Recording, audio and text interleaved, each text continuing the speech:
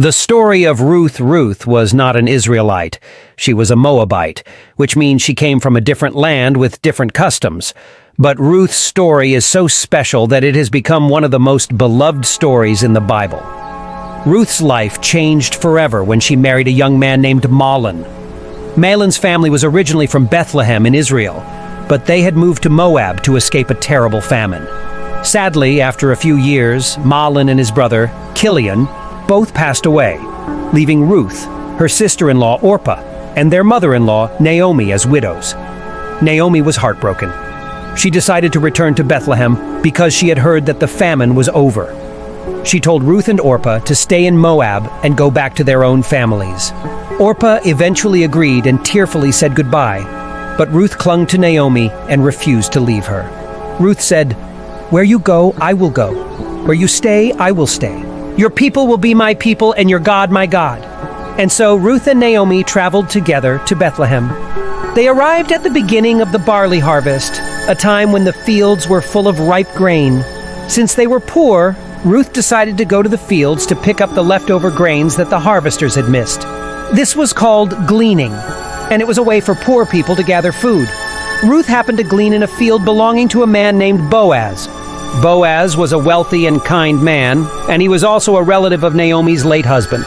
When Boaz saw Ruth, he was impressed by her hard work and loyalty to Naomi. He told his workers to be kind to her and to leave extra grain for her to gather.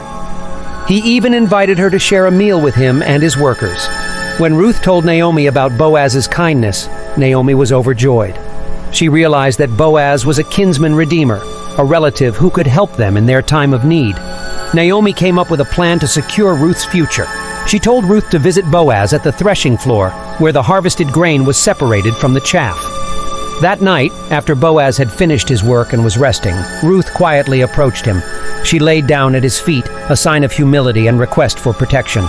When Boaz woke up and saw her, Ruth asked him to spread his cloak over her, symbolizing his role as her protector. Boaz was touched by Ruth's request and her noble character. He agreed to help her, but there was another relative who was closer in line to be the kinsman redeemer. Boaz promised to resolve the matter the next day. The next morning, Boaz went to the town gate, where business transactions took place. He met with the other relative and the town elders.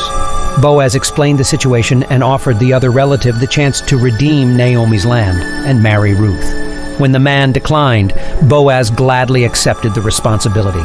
Boaz and Ruth were married, and their union was blessed by God. Ruth and Boaz had a son named Obed. Naomi was overjoyed to have a grandson, and the women of Bethlehem praised Ruth for her loyalty and love. They said, "Ruth is better to you than 7 sons." Obed grew up and had a son named Jesse, and Jesse had a son named David, who would become the greatest king of Israel. Ruth, the Moabite woman who showed extraordinary loyalty and kindness, became the great-grandmother of King David. And many generations later, from David's line, Jesus Christ was born, bringing salvation to the whole world. Ruth's story is a beautiful tale of loyalty, love, and the incredible ways that God works through the lives of ordinary people. Her life reminds us that no matter where we come from, we can be part of God's amazing plan. And that, dear friends, is the wonderful story of Ruth. It teaches us that love and loyalty can lead to great blessings, and that we should always have faith in God's plan for us.